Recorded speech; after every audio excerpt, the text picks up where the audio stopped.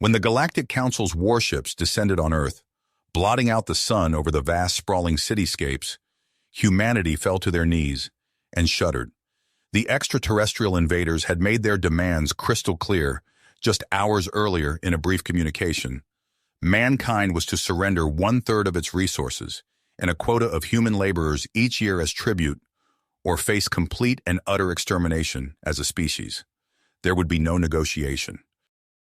What the Raymans and their greedy corporate allies failed to realize was that humanity would never grovel before alien oppressors, never submit to blackmail or threats against their homeworld. As the roar of anti-gravity drives thundered overhead, a seething rage began to build in the hearts of every man, woman, and child, gazing up at the gargantuan warships eclipsing the sky. In their arrogance, the Galactic Council had miscalculated catastrophically. They had no conception of human defiance, tenacity, and sheer stubborn will to survive at all costs. Donning his ambassador's uniform, Vincent Jackson strode into the council chamber on Mars Colony with his head held high.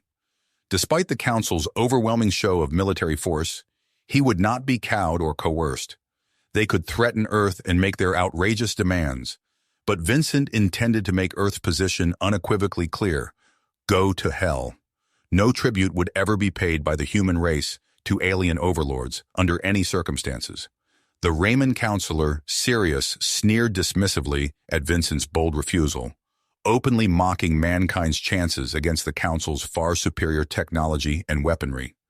But behind Sirius's contemptuous facade, a flicker of uncertainty registered in his eyes. Within hours of mankind's proud defiance, disaster and tragedy struck. The Council's warships mercilessly bombarded 3 frontier human colonies, slaughtering millions. Humanity reeled in shock and horror as the reports flooded in of cities obliterated, defenseless civilians massacred. Vincent, now a celebrated hero for his refusal to submit to alien tyranny, grimly began preparing his people for the full-scale interstellar war he knew was coming. Some human leaders urged capitulation and appeasement, but Vincent understood with perfect moral clarity what needed to be done. Humanity would fight for its right to exist, to the last ship, the last bullet, the last man, if necessary. As the Council's invasion fleets converged on Earth, mankind braced for the greatest battle of its existence, united and determined to live free or die. Already the Ramans and their corporate ruler Sirius were savoring their imagined coming victory, greedily planning how Earth's resources would be divided as spoils. In their supreme arrogance, they believed the matter already settled, humanity's defeat a foregone conclusion. But the Council would soon learn to rue the day they dared threaten mankind. What they failed to comprehend was that they were not just fighting a species, but an ideal, a dream, an unbreakable human spirit that refused to bow or bend to any conqueror. And that human spirit was about to be unleashed in all its righteous fury against the alien aggressors. By the time the Council realized the true nature of the slumbering giant they had provoked, it would be far, far too late to reverse course. Humanity's glorious, terrible vengeance was coming for them. As the Galactic Council's warships unleashed a firestorm of destruction upon the human colonies, the ground shook and the skies burned with the fury of their onslaught. Colony after colony fell before the relentless alien advance, the screams of the dying drowned out by the thunder of orbital bombardment and the whine of energy weapons. On the bridge of the Earth Defense Fleet's flagship, Vincent Jackson clenched his fists as the horrific reports flooded in. The colonies were being slaughtered, their brave defenders overwhelmed by the sheer firepower of the Raman aggressors. But even as despair threatened to engulf him, Vincent fought it back with icy grit. Humanity would not go down without a fight. "Admiral, what's the status of our counterattack?" Vincent demanded, his eyes hard as flint. "The 5th and 7th Fleets are engaging the enemy at Proxima Centauri and Barnard's Star," the Admiral replied grimly. "But we're outgunned and outmatched. They're being pushed back." Vincent nodded curtly. They needed more time, more ships, more allies.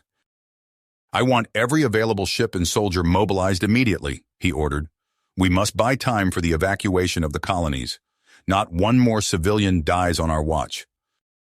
As the Earth Defense Fleet surged forward to meet the Riemann onslaught, Vincent turned to his intelligence chief. Any word from Lieutenant Reeves? He's infiltrated the Raymond Command Center, the chief reported. Stand by for transmission.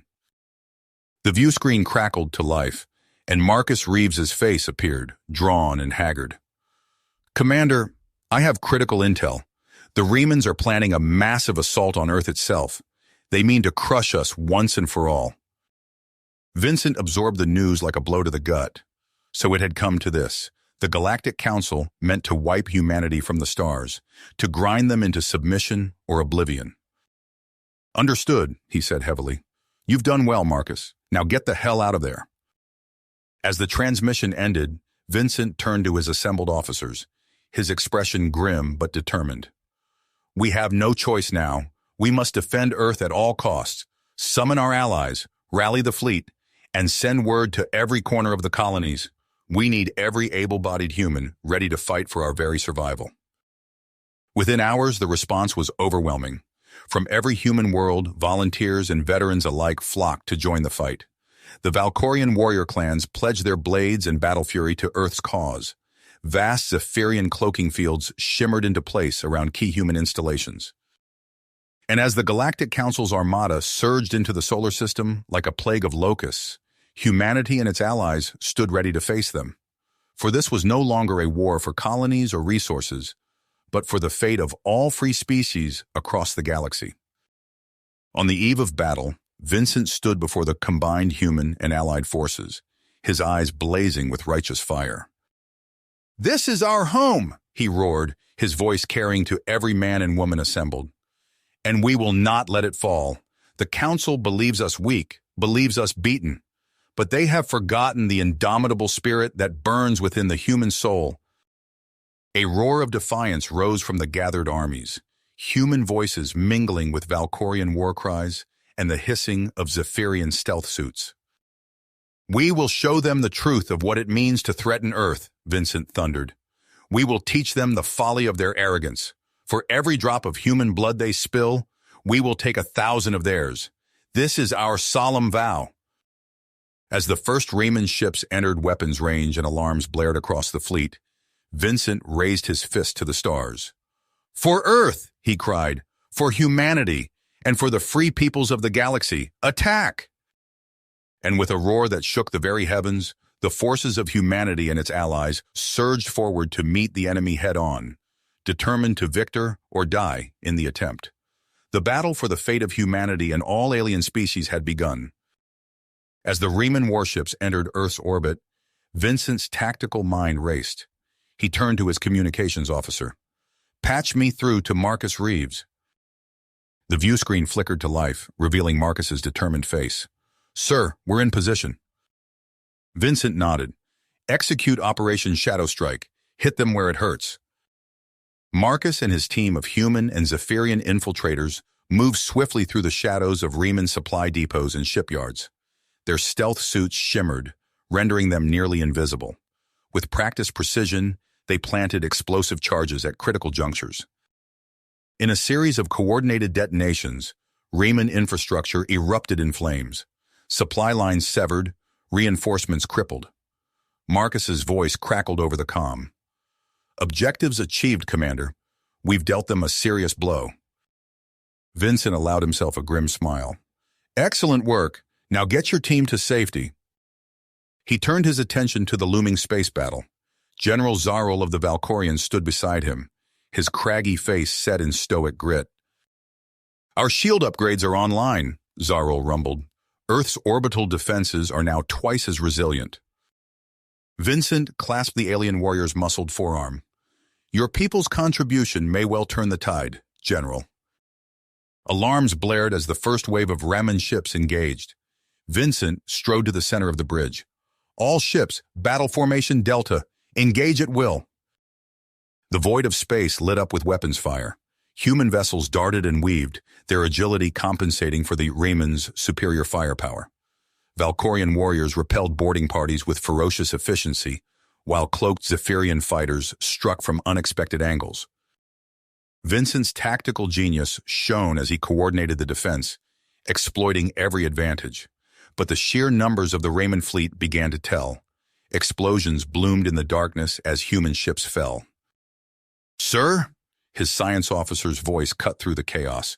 We've identified a weakness in the Raymond power cores. If we can... Do it, Vincent ordered. Whatever it takes. Minutes stretched into an eternity as the scientists worked feverishly. Finally, a new weapons schematic flashed on Vincent's console. Without hesitation, he transmitted the data to all ships.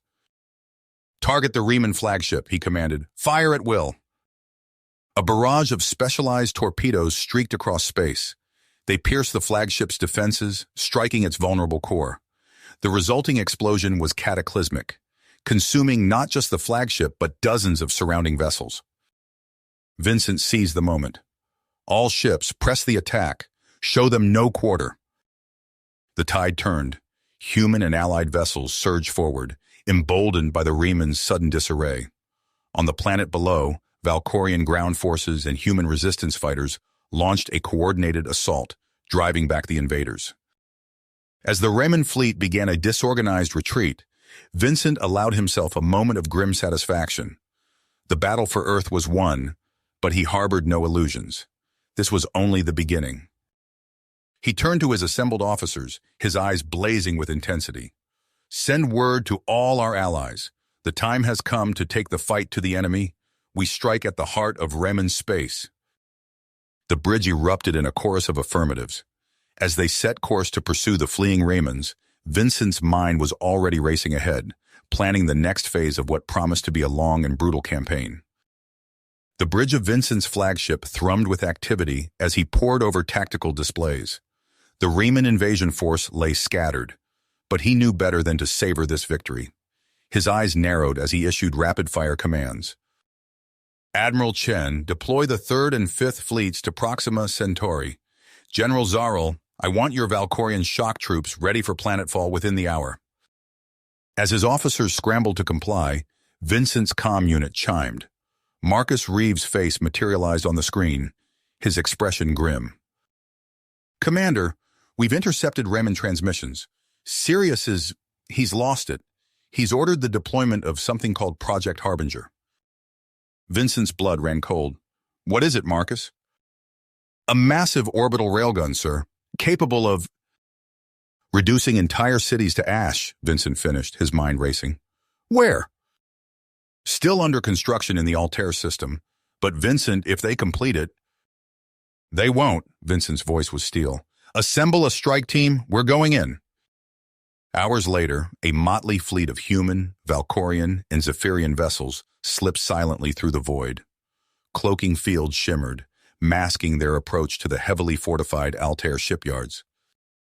On the bridge of the lead destroyer, Vincent stood shoulder to shoulder with Zarul and Cathax, his Zephyrian stealth expert. The alien's multifaceted eyes glittered as it spoke. Riemann defenses neutralized. We are undetected. Vincent nodded. All ships, weapons hot. Hit them hard and fast. Space erupted in chaos as the Allied fleet decloaked, energy weapons lashing out at the unprepared Raymond defenders. Valkorian boarding craft latched onto the half-constructed Harbinger, disgorging waves of warriors into its corridors. Vincent's voice crackled over the comms. Engineering team, status? We've located the main power core, came the terse reply. But sir, it's charging up. They're going to fire. Not on my watch, Vincent growled. All ships, concentrate fire on these coordinates. Now! A storm of weapons fire converged on a single point of the massive railgun. For a heart-stopping moment, nothing happened. Then, with a silent flare of light, the Harbinger's power core destabilized. The behemoth weapon shuddered, secondary explosions rippling along its length. As the Harbinger died, taking a sizable chunk of the shipyard with it, alarms blared across Vincent's bridge. Incoming Raymond fleet, his tactical officer shouted. At least 3 times our numbers. Vincent's heart made. All ships, battle formations. We knew this wasn't going to be easy. What followed was a days-long slugging match. Human ingenuity and alien technology pitted against Riemann numbers and firepower. Vincent's fleet fought with desperate courage, but slowly, inexorably, they were pushed back. Just as all seemed lost, new contacts appeared on the sensors. For a moment, Vincent feared reinforcements for the enemy. Then his communications officer's voice rang out, filled with disbelief and hope. "Sir, it's everyone. Ships from a dozen liberated worlds. They're here to fight with us." Vincent allowed himself a fierce grin as the newcomers tore into the Raymond flank. The tide had turned. In the aftermath, as the last Raymond ships fled or surrendered, Vincent stood on his battered bridge. The victory was sweet, but he knew the war was far from won. His eyes turned to the stars, towards the heart of Raymond space. "Plot a course," he ordered. "It's time we took this fight to Sirius himself." The hull of Vincent's flagship shuddered as it dropped out of hyperspace, the vast expanse of Riemann-occupied space stretching before them. On the bridge, a holomap flickered to life, displaying a web of red dots representing enemy strongholds. "All ships, report in," Vincent commanded, his eyes scanning the tactical readouts. General Zarl's gravelly voice rumbled through the comm. "Valkorian assault ships ready. My warriors thirst for battle." Cathax's multifaceted eyes glinted as the Zephyrian stealth expert added, "Infiltration teams in position. We await your signal." Vincent nodded, a grim smile playing at the corners of his mouth. "Then let's give the Raymonds a wake-up call they won't soon forget." The Allied fleet surged forward, splitting into pre-assigned strike groups. Human vessels provided covering fire as Valkorian dropships screamed towards the surface of the nearest occupied world. The comm channels erupted with the sound of Valkorian war cries as they engaged the Raymond ground forces. On a dozen worlds simultaneously, the pattern repeated. Zephyrian-cloaked human strike teams materialized inside Riemann shipyards and supply depots, planting explosives with surgical precision. Vincent watched the holomap, satisfaction growing as enemy installations winked out one by one. Days turned to weeks as the liberation campaign gathered momentum. Vincent coordinated from his command center, orchestrating a symphony of destruction across Riemann space. Reports flooded in of freed colonies, captured resources, and fleeing enemy forces. But amid the victories, a disturbing message arrived from Marcus Reeves. "Vincent, we've uncovered something big." Marcus's hologram flickered with interference. "Sirius is building a superweapon, something that can crack planets. We're going in for a closer look." Before Vincent could respond, the transmission cut out. Hours passed with no word from Marcus's team. Vincent's gut twisted with worry, but he forced himself to focus on the larger campaign. Then came the news he'd been dreading. "Sir," his communications officer called out, face pale, "we've lost contact with Reeves's team. Last transmission indicated they'd been captured by Raymond security forces." Vincent's fist clenched. He turned to his assembled officers, voice hard as steel. "Prep a strike force. We're going in after them." The assault on Crax Prime was unlike anything they'd faced before. Riemann defenders fought with the desperation of cornered animals, while mercenary forces complicated the battlefield with their unpredictable tactics. Vincent piloted his fighter through a maelstrom of weapons fire, leading a squadron towards the superweapons construction site. The massive structure loomed before them, a testament to Riemann hubris. "All units, focus fire on these coordinates," Vincent ordered, transmitting the data Marcus had managed to smuggle out. "Hit that power matrix with everything you've got." Energy beams and missiles converged on the designated weak point. For a moment, nothing happened. Then a chain reaction began, the weapon's superstructure buckling as its own power turned against it. Vincent's sensors screamed a warning. The reactor was going critical, far faster than anticipated. He opened a channel to the fleet. "All ships, pull back. It's gonna blow." But someone had to ensure the job was finished. Vincent gritted his teeth and pushed his fighter towards the collapsing superweapon. "This one's for you, Marcus," he muttered, arming his last remaining warhead. The explosion that consumed Crax Prime outshone the system's star. When the light faded, allies and enemies alike stared in awe at the destruction wrought. As the dust settled and the Allied forces regrouped, Vincent allowed himself a moment of somber reflection. The superweapon was destroyed, but at a terrible cost. His quiet reverie was shattered by an urgent transmission. "Commander!" His science officer's voice was tight with barely controlled panic. We're detecting widespread biological agents activating across multiple systems. It's Dr. Korak. He's unleashed some kind of doomsday virus. Vincent's blood ran cold. He turned to his crew, eyes blazing with dedication. Set course for Sirius's corporate headquarters. It's time to end this once and for all. Vincent's eyes narrowed as he studied the tactical display, his mind racing through possible strategies. The doomsday virus was spreading rapidly, leaving devastation in its wake. There was no time for hesitation. All ships prepare for immediate jump to Kylix Prime, he barked. We end this now. The Allied fleet emerged from hyperspace into a maelstrom of weapons fire. Kylix Prime's orbital defenses lit up the void, a web of energy beams and missiles seeking to shred the incoming ships. Evasive maneuvers, Vincent ordered, his hands gripping the command chair as his flagship shuddered under the assault. Concentrate fire on those defense platforms. Clear us a path. Human and alien vessels danced through the deadly barrage, returning fire with devastating precision. One by one, the orbital platforms winked out of existence, leaving gaping holes in the planet's defensive network. On the bridge of the lead assault carrier, Marcus Reeves double-checked his tactical gear. His strike team, a mix of battle-hardened humans, snarling Valkorian berserkers, and ghostly Zephyrian infiltrators, stood ready. Remember, Marcus addressed them, his voice tight with tension. Our primary objective is Sirius. Capture if possible, neutralize if necessary. Let's move. The assault craft screamed through the atmosphere, dodging anti-aircraft fire as they plummeted towards Sirius's fortified headquarters. The moment they touched down, chaos erupted. Raymond's security drones swarmed from hidden bunkers, their energy weapons carving swathes through the landing zone. Valkorian warriors roared challenges as they met the onslaught head-on, while Zephyrian operatives flickered in and out of visibility, striking from unexpected angles.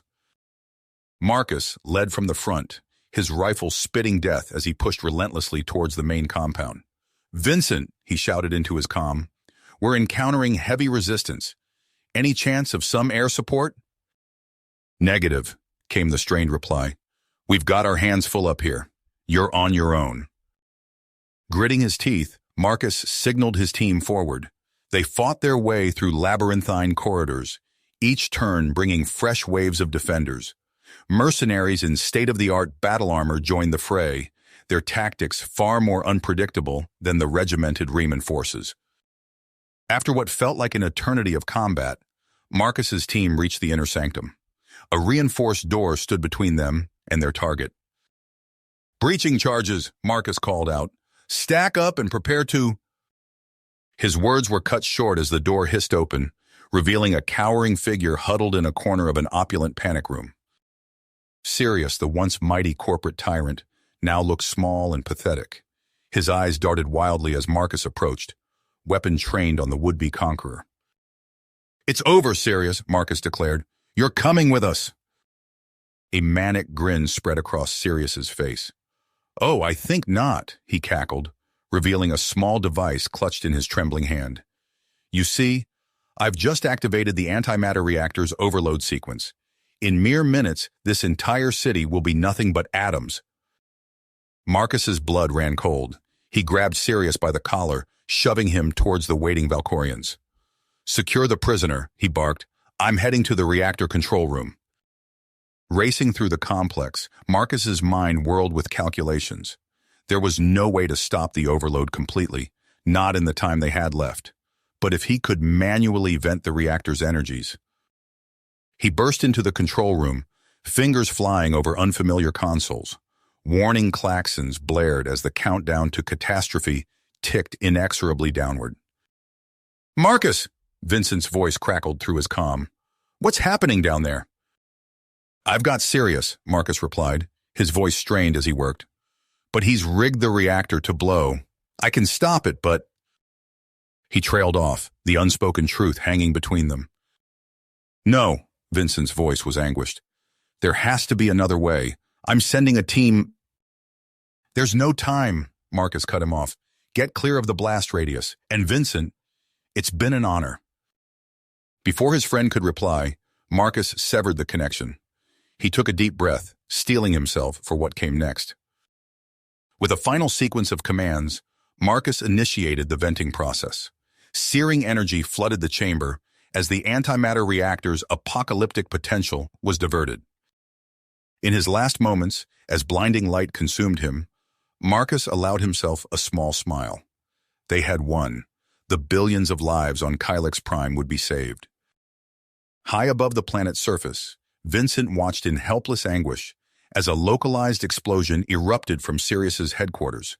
The antimatter detonation was a pinprick compared to what it could have been, but it still burned like a miniature sun for a few terrible seconds. When the light faded, Vincent knew with crushing certainty that his closest friend and comrade was gone. Silence fell over the bridge of Vincent's flagship. The crew stood motionless, the weight of victory and loss settling heavily upon them all. Then, breaking the stillness, a voice crackled over the comms. "Commander Jackson, this is Lieutenant Jamal. We have Sirius in custody, awaiting further orders." Vincent closed his eyes, allowing himself one moment of grief before the mantle of command settled back onto his shoulders. When he spoke, his voice was steady. "Bring him aboard. It's time we ended this war once and for all." Vincent's fingers trembled as he sealed the hatch on Sirius's containment pod. The once mighty corporate tyrant lay sedated inside, his grand ambitions reduced to this sterile prison.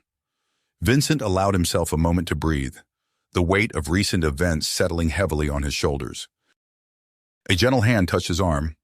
"Commander," Lieutenant Jamal said softly, "the Allied representatives are assembled in the war room. They're waiting for you." Vincent nodded, straightening his uniform. "Thank you, Lieutenant. Let's not keep them waiting." The war room buzzed with tension as Vincent entered. Holographic displays flickered, showing the aftermath of their hard-won victory.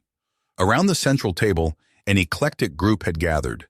The towering bulk of General Zarl, Cathax's multifaceted eyes glinting in the low light, and a dozen other species envoys, some familiar, others still alien to Vincent's eyes.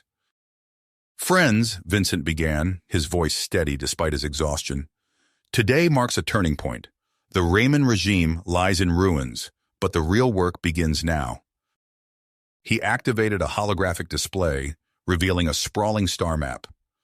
"I propose we form a confederation of free systems, a union to ensure peace, promote self-tenacity, and foster cooperation across our worlds." The room erupted in a cacophony of voices. Cathax's antenna quivered as he spoke. "And who would lead this confederation? Human? Your kind are newcomers to the galactic stage." General Zarul's gravelly laugh cut through the tension. "The humans have proven their worth in battle. I say we hear them out." For hours they debated. Resources, military commitments, membership criteria. Each point sparked fierce arguments. Vincent navigated the discussions with patience, drawing on every diplomatic skill he'd honed during the war. As the talks progressed, a message flashed across Vincent's personal comm. His blood ran cold as he read the report. Zircon, a notorious Riemann general, had rallied the regime's remnants. They were striking at vulnerable worlds, sowing chaos. Vincent's eyebrows furrowed. He'd hoped for a peaceful transition, but it seemed one final battle loomed. He turned to the assembled leaders, drive etched on his face. "We have an immediate threat," he announced, bringing up tactical displays. "Zircon's forces must be stopped. I propose a joint operation, a chance to prove the strength of our new alliance." General Zarl's eyes gleamed with battle lust. "My Valkorian warriors stand ready, Commander." Cathax chittered in agreement. "Zephyrian infiltrators can pave the way." One by one, the other representatives pledged their support. Vincent allowed himself a small smile. The Confederation was taking its first tentative steps. Days later, Vincent crouched behind a makeshift barricade on Zircon's stronghold world. Plasma fire sizzled overhead as Valkorian shock troops charged the enemy lines. Human special forces moved with precision, exploiting weaknesses created by Zephyrian saboteurs. A nearby explosion showered Vincent with debris. He wiped grit from his eyes, assessing the battlefield. Their assault had caught Zircon off guard, but the Riemann general was a cunning opponent. "Commander!" A breathless lieutenant slid into cover beside him. "We've intercepted communications. Some of Zircon's officers are offering to switch sides in exchange for amnesty. Vincent's mind raced, weighing the tactical advantages against the potential for treachery. Verify their sincerity, he ordered. If it checks out, exploit the opening. The battle raged for hours, but the tide inexorably turned. As the Confederation forces breached the inner defenses, Vincent spotted a familiar figure, Zircon himself, rallying his troops for a last stand. Their eyes met across the smoke-filled courtyard. Without a word, both leaders knew this would end in single combat. Vincent drew his sidearm, Zircon unsheathed an energy blade, and they charged. The duel was brutal and swift. Vincent's human reflexes, honed by years of combat, proved the edge he needed. As Zircon fell, a cheer went up from the Allied forces. The last bastion of Riemann tyranny had crumbled. In the days that followed, Vincent found himself consumed by the monumental task of rebuilding. The newly formed Confederation channeled resources to shattered worlds. Humans worked alongside alien species, restoring decimated ecosystems and healing the scars of war. On Dracos 4, Vincent watched in awe as human engineers coaxed life from barren soil using cutting-edge terraforming techniques. The planet's native inhabitants, tentacled beings who had known only desolation, gazed in wonder at the first green shoots breaking through the earth. Yet challenges remained. Crime syndicates exploited the power vacuum in former Riemann territories.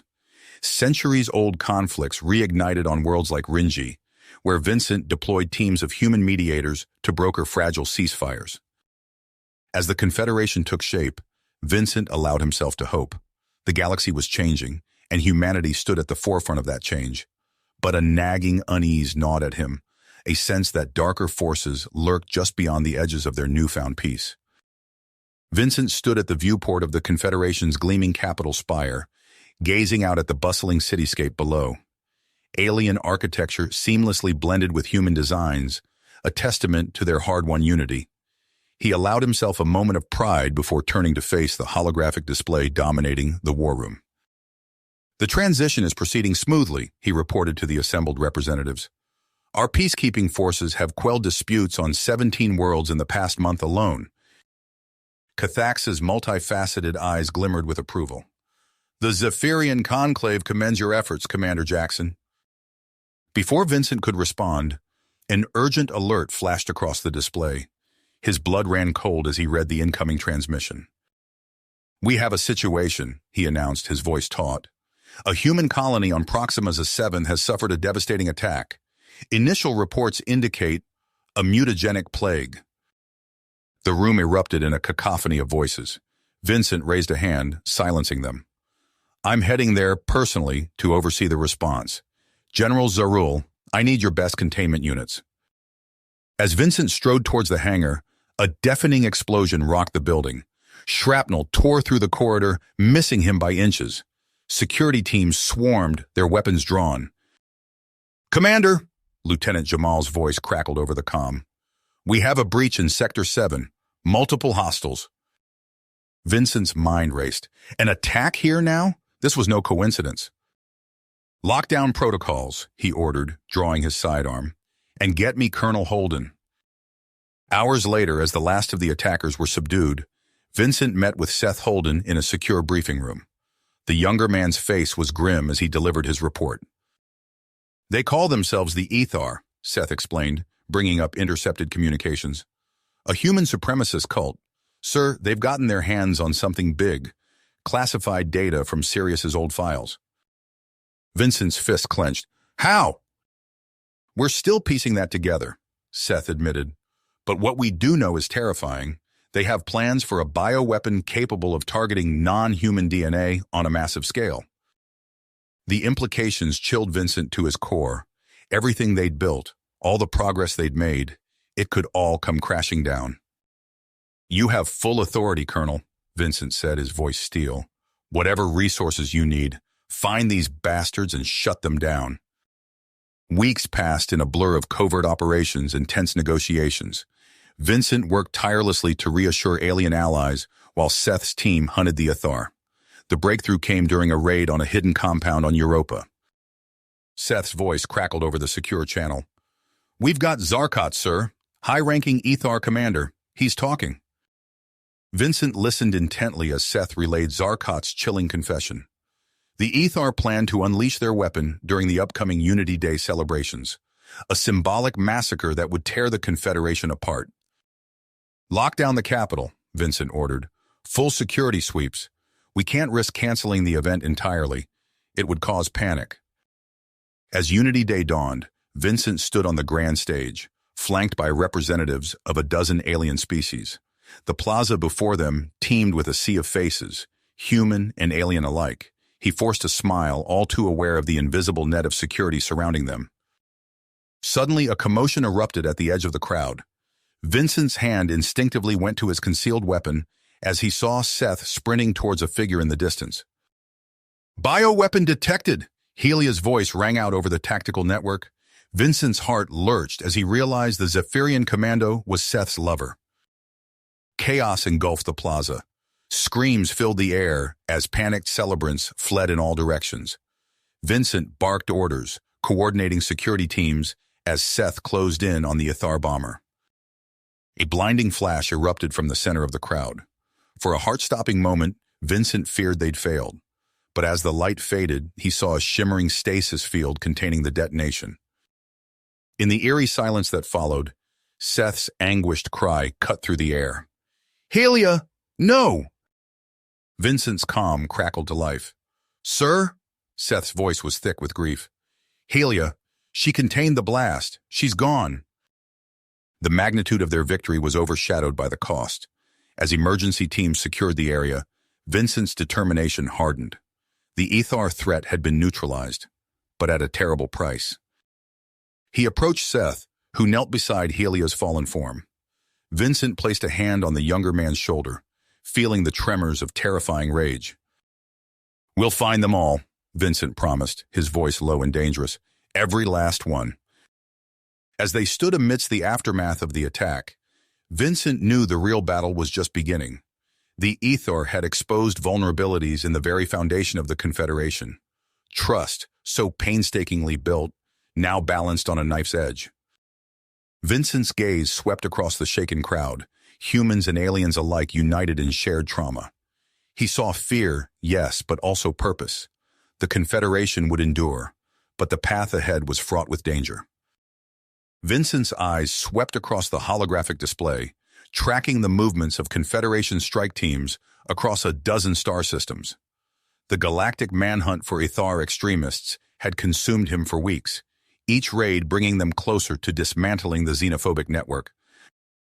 "Colonel Holden, status report," he ordered, his voice tight with fatigue. Seth's face materialized on the display, unyielding commitment etched in every line. "We've cornered a cell on Outpost Sigma 9, sir.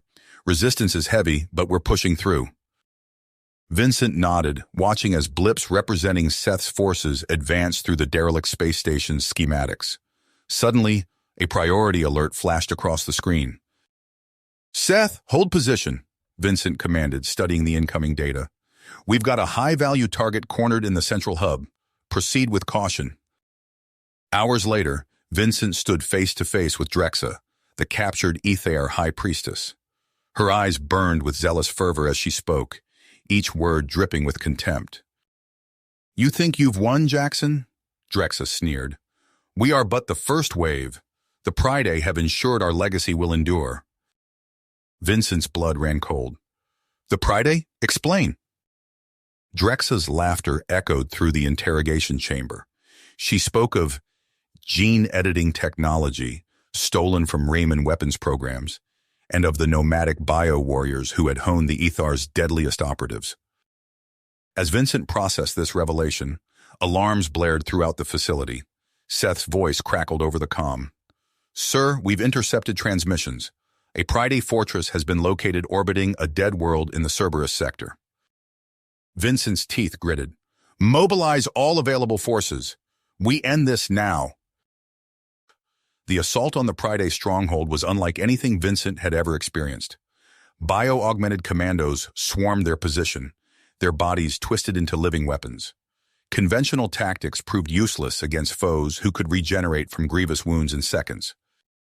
"Fall back," Vincent ordered as another wave of Confederation troops was decimated. He retreated to the command center, desperation clawing at his dedication. "Sir," a young lieutenant approached, her face ashen. "We've lost contact with the entire 7th Fleet." Vincent's hand hovered over the console, fingertips brushing the activation sequence for weapons he'd sworn never to use. The Raymond superweapons, captured after Sirius's downfall, promised swift victory, at a terrible cost. Commander Jackson, Cathax's holographic form flickered into view. "Our sensors detect energy signatures consistent with prohibited Raymond technology. Surely you cannot be considering—" Vincent cut the transmission, his decision made. The fortress erupted in hellfire as the forbidden weapons were unleashed.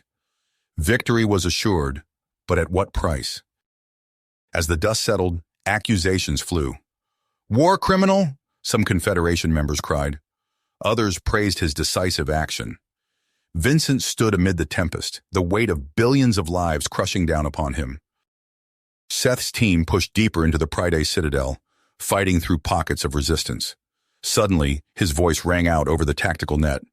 "Commander, we found something. The Priday, they're not invincible. Their regeneration, it has a weakness." Vincent leaned forward, hope rekindling. "Explain, Colonel." "It's their cellular structure," Seth continued, breathless.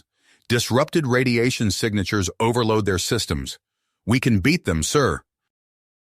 The next hours were a blur of frantic activity.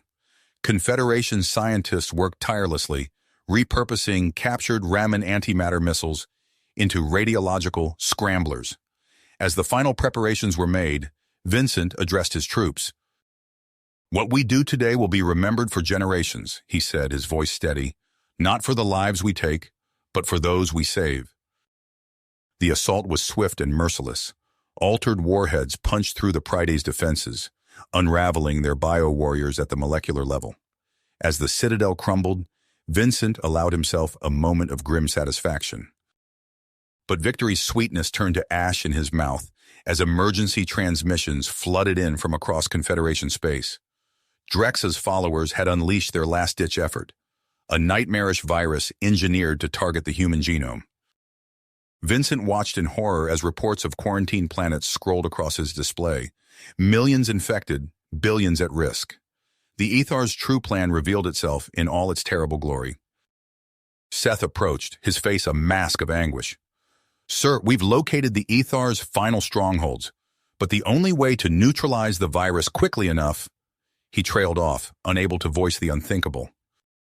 Vincent closed his eyes, the weight of his next decision threatening to crush him. Use the bioweapons again, condemning untold Ethar to a gruesome death, or watch as humanity was decimated by an unstoppable plague.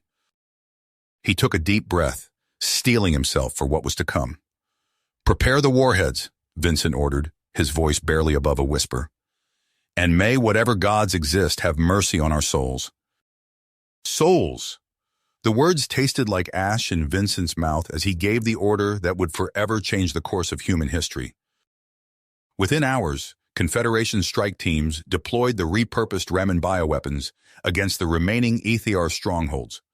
Vincent watched the tactical displays in grim silence as entire compounds were engulfed in sickly green mist. The cultists' agonized screams cut off abruptly as the virulent pathogens ravaged their bodies. "It's done," Seth reported, his face ashen. "The Ethar threat has been neutralized." Vincent nodded, feeling no sense of triumph. "And the virus they released?" "Containment teams are reporting success in most sectors," Seth replied. "But sir, we have a situation on Epsilon Rime." Vincent's blood ran cold as Seth relayed the catastrophic news. The bioshield had failed, allowing the Raman weapon to spread unchecked through the human population. Within days, the death toll climbed into the millions. He watched helplessly as footage streamed in from the stricken world. Bodies piled in the streets. Makeshift crematoriums belched acrid smoke into skies choked with the ashes of the dead. Panicked crowds swarmed hospitals and government buildings, desperate for aid that would never come. Seth's peacekeeping force struggled to maintain order amidst the chaos. Vincent saw the horror in the young colonel's eyes as he supervised mass burials. the scale of devastation beyond anything they had prepared for. "We did this," Seth whispered during a secure transmission. "All those people—" Vincent had no words of comfort to offer. He could only watch as the consequences of his decision rippled across the Confederation. On a dozen worlds, angry crowds filled the streets. Hollow displays broadcast their furious chants. "Jackson, the Butcher. No more war crimes." Vincent's image burned in effigy as even his staunchest supporters turned against him. Cathax's multifaceted eyes regarded Vincent with something approaching pity during an emergency council meeting. "The Zephyrian Conclave cannot condone such methods," the alien diplomat stated. "We must respectfully withdraw from the Confederation until new leadership can be installed." One by one, Vincent's allies distanced themselves. Seth's confrontation cut the deepest. "You've become everything we once fought against," Seth said, his voice thick with emotion. "For the good of the Confederation, you need to step down." Vincent stared out at the glittering cityscape beyond his office, the weight of billions of lives bearing down upon him.